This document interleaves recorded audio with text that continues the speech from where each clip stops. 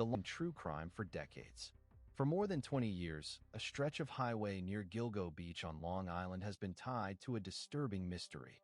The discovery of multiple bodies scattered in thick brush, all hidden just out of sight from the passing world.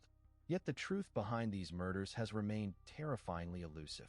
It all began not with a body, but with a disappearance.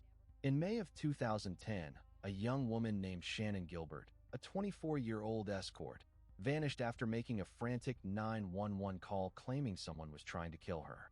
Police initially believed she had simply run into the marsh and drowned. But as they searched for Shannan along the remote Ocean Parkway, they stumbled upon something no one expected. At the end of the winter of 2010, for women, all wrapped in burlap, all escorts who advertised online had been found within a short stretch of each other. This was no coincidence. This was a hunting ground.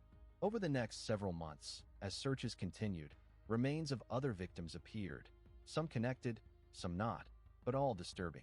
And slowly, investigators realized they were dealing with a serial killer who had been active for years, possibly decades. The case would become one of the largest and most complex homicide investigations in New York State history. A web of missing persons, mysterious phone calls, unsolved disappearances, and victims whose lives intersected in chilling ways. And through it all, one question remained. Who was the Long Island serial killer? And how had he stayed hidden for so long? The discovery of the bodies along Gilgo Beach unfolded slowly, piece by piece, as if the landscape itself was reluctantly revealing a buried secret. After Shannan Gilbert disappeared, police began sweeping the brush near Ocean Parkway. But visibility was limited. Thick, tangled vegetation surrounded the roadway, forming natural barriers capable of hiding nearly anything. Then, on December 11th, 2010, a K-9 unit made the breakthrough.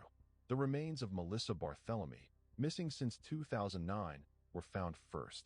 She was wrapped in burlap, a detail that would become a signature. The next day, just yards away, another body was found, Gilgo Four. All young women, all escorts, all missing for months or years before their remains were discovered. The pattern was impossible to ignore. Investigators quickly realized that the killer was methodical. He transported the bodies, wrapped them in burlap, and placed them in locations where they would be hard to find, but close enough that investigators believed he was familiar with the area, possibly even local. But the horror didn't end there. As the search expanded into early 2011, additional remains were discovered, some of which had been missing for nearly 15 years. Some were dismembered. Some belonged to victims whose identities were still unknown.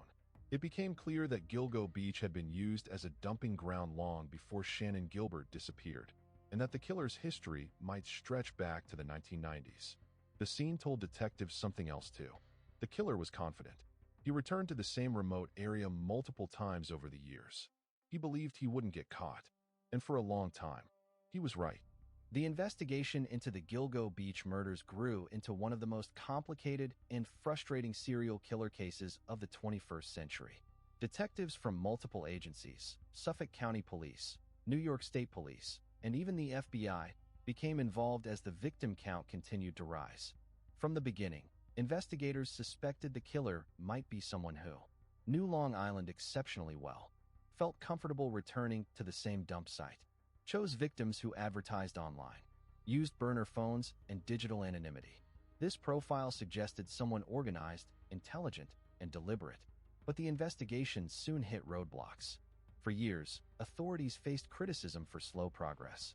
Political conflicts, leadership disputes, and limited cooperation between departments created friction.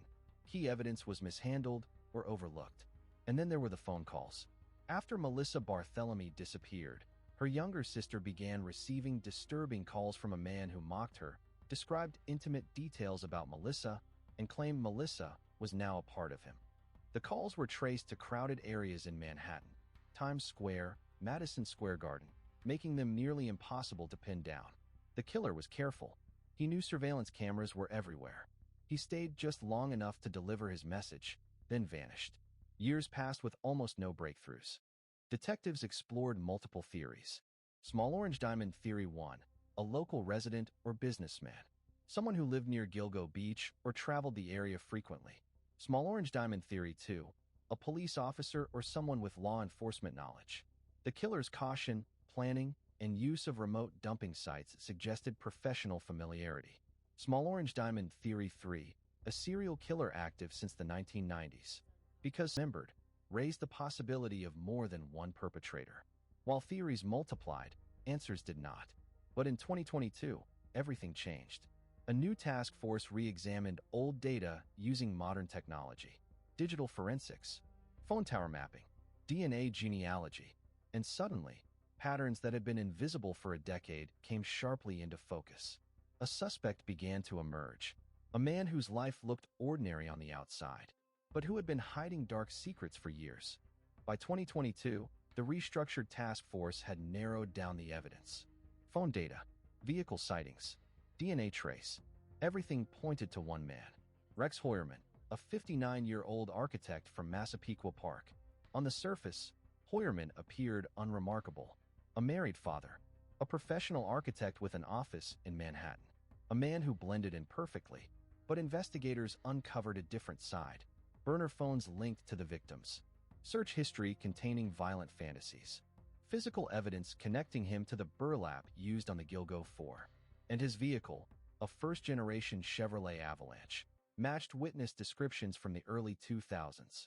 In July 2023, Heuermann was arrested and charged with multiple murders tied to the Gilgo Four. But questions remain. Is he responsible for all the victims found on Gilgo Beach? Did he act alone? Are there still unknown victims? And what about the earlier remains discovered before 2003? Even with an arrest, the full truth may never be known. But for the first time in decades, the families of the victims had hoped that justice might finally be within reach. The aftermath, a case that still bleeds into the desert. The West Mesa bone collector case did not end with the discovery of the bones, nor with the final press conference held by the Albuquerque Police Department.